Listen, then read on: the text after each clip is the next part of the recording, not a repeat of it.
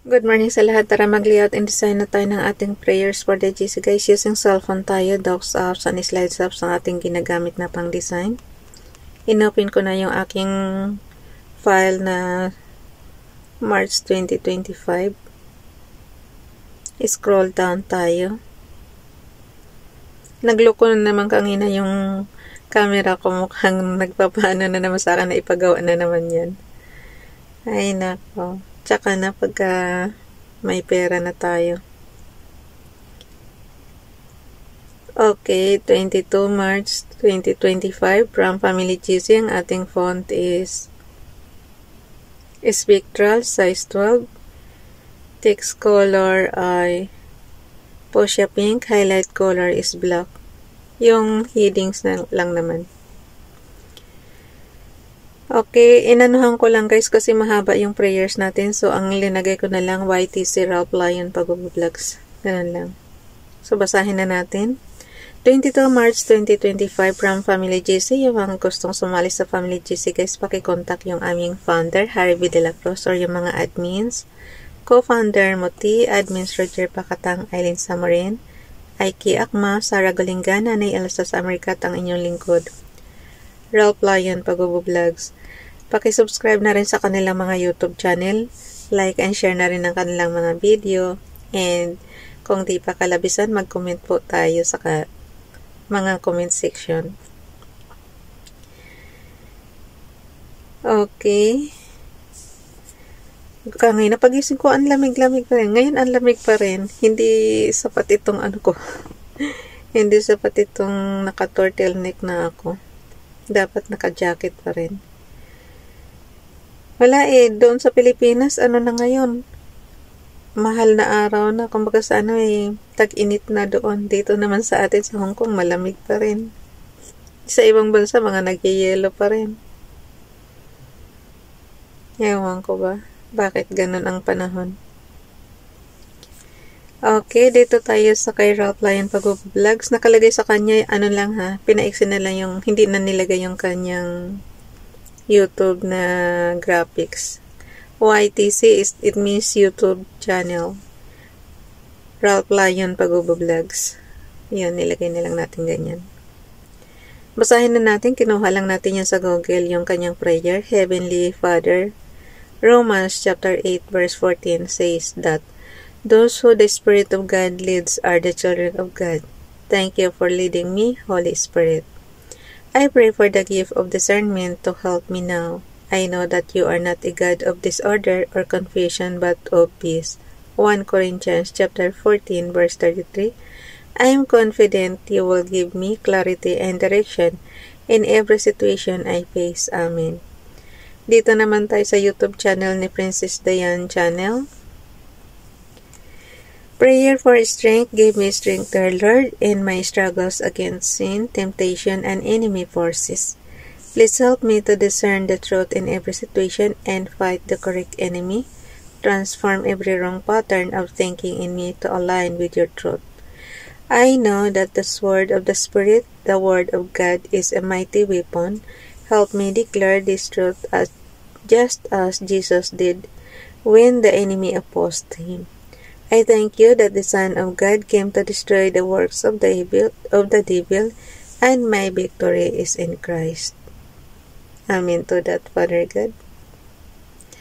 Tayo humihingi talaga tayo ng strength tsaka patnubay ni Father God sa pagtatrabaho natin, pagising natin, lahat hinihingi sa Kanya.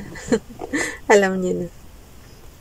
Kasi nga, wala naman tayong aasahan kundi siya lang, diba? Ganun lang talaga yun. Wala tayong ibang takbuhan kundi si Father God lang.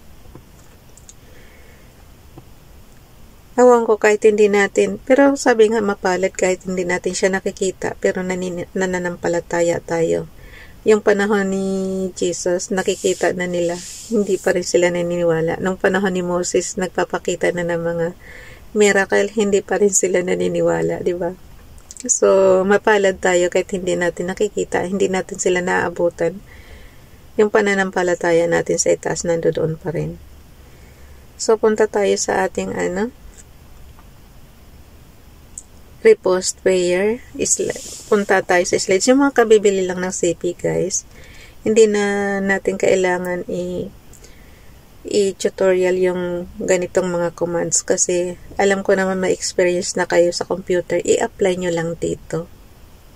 Pero kung yung mga talaga, gusto nyo talaga ng buong tutorial mula sa Docs apps hanggang sa Slides apps, sa ating Sheets apps, lagi kong sinasabi, katumbas lang yan ng Microsoft Office Word, Microsoft Office PowerPoint, and Microsoft Office Excel. So, kung yung natutunan nyo doon, apply nyo lang dito. Pareho lang ng environment yan, pati commands. Yun nga lang, syempre limited sa CP kasi ang CP is na napakaliit naman katulad nitong ginagamit ko. Napakaliit ng screen. Kung baka ano yung display niya, hindi lahat makikita. Hindi katulad sa computer. Kitang-kita kaagad. Syempre malaki yung display depende sa sa screen niyo, di ba? Sa monitor niyo.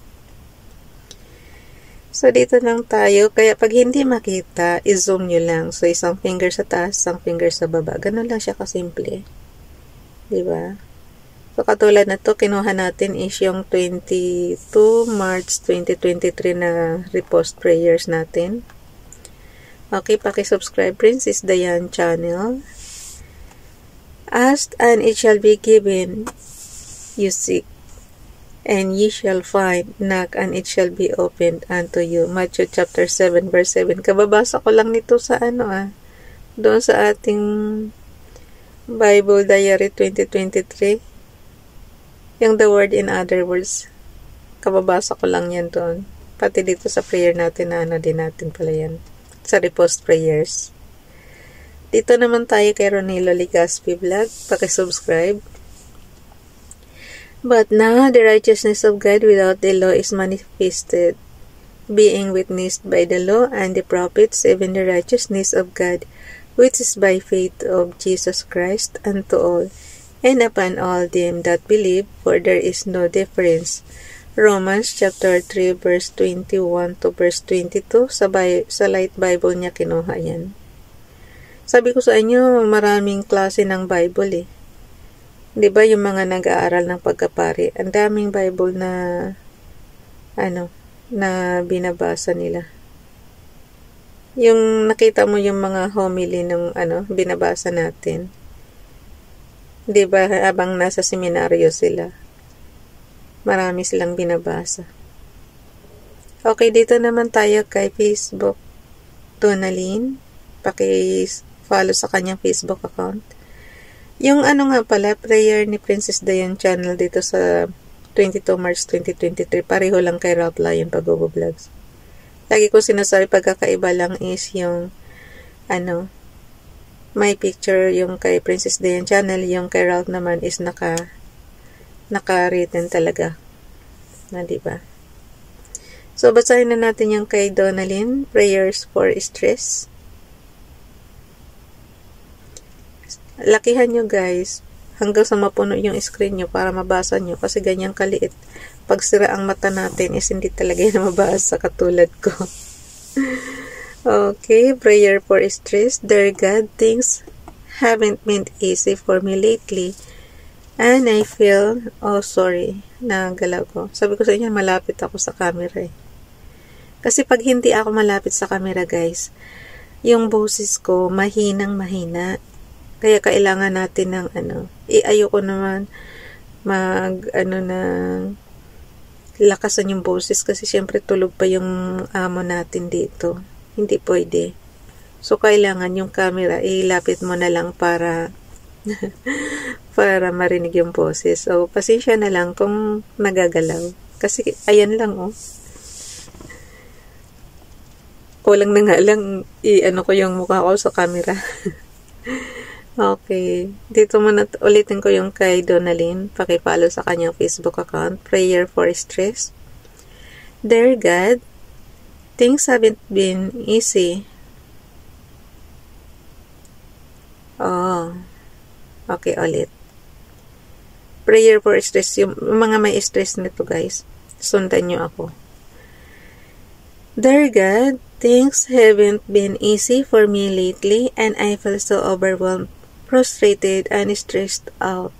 The difficulties I'm facing weighs on my mind, my heart, and my shoulders. Tinamaan ako dito. Yung shoulders ko rin masakit eh. And my shoulders, and because of that, I can't seem to get anything right or even sleep at night. And that even makes me worry and stress out even more. Ako naman guys, mas tinutulog ko siya ng maaga para yung pain hindi ko maramdaman. Mas kasi pag ganitong gising ka, syempre mararamdaman mo yung sakit, pero pag tinulog mo, hindi mo mararamdaman ang sakit. Diba? Ganun lang siya. Pinapahiran ko siya ng una yung maanghang, tapos yung bigay ng alaga ko, pinapatong kong pahid. Ganon. Tapos ang dami kong tapal-tapal. Yung mga para sa paa. So, kahit na anong ingay yata, hindi ako makakarinig. Kasi relax yung paa ko. Na yung nilalagyan natin ng foot patch. Yun. Okay, pagpatuloy ko lang. God, you said, we should come to you with our heavy burdens and you will give us rest. So God, I come to you, take my burdens and my frustrations and grant me peace. Take away this stress that I feel and restore my soul. Everything around me is crumbling, God, but I hope in you. Help me to relax and surrender it all to you. Give me strength and clarity of mind, and teach me to take each day at a time. Thank you, Lord, for your everlasting love. Amen. Kinuha niya yan sa The Graceful chapter. Thank you, Nining. So, pagkaano nyo lang, guys, i-screenshot nyo lang. Anahin nyo lang kung pantay na siya. Para hindi na kayo mag-crop sa left and right. Top and bottom na lang yung mo. So, pagka okay na, puno na yung screen mo. On and off button and low volume button. Sabay click. So, mayroon na yan. Dalhin na natin yan doon sa gallery, yung ating na-crop na. Dalhin natin dito sa ating Sheets apps. Ito yung katumpas nito is Microsoft Office Excel. Sabi ko sa inyo, meron siyang cell address, rows, and columns. So, nasa e-column na tayo. Ilang araw na lang, tapos na yung March. Nasa 22 na tayo. So, ibig sabihin, ilang na lang yung bakante natin. 9 na lang. Kasi hanggang 31 ang March. So, 9 na lang. Diba, ganun siya kabilis. Parang, pero gusto ko talaga, na siya, July na. Ayun. Makapamasyal na tayo sa ating bansang Pilipinas. Mas maganda kasing yun muna unahin natin ng pamamasyal kaysa yung magpunta ka sa abroad. Hindi mo pa nga nalibot ang bansang Pilipinas, diba? Support our country, guys. Mahalin natin ang ating bansa, sariling yung sariling pamamasyal doon mapupunta sa natin, yung tourist natin doon na mismo sa Pilipinas, diba? Okay, bye everyone. God bless us.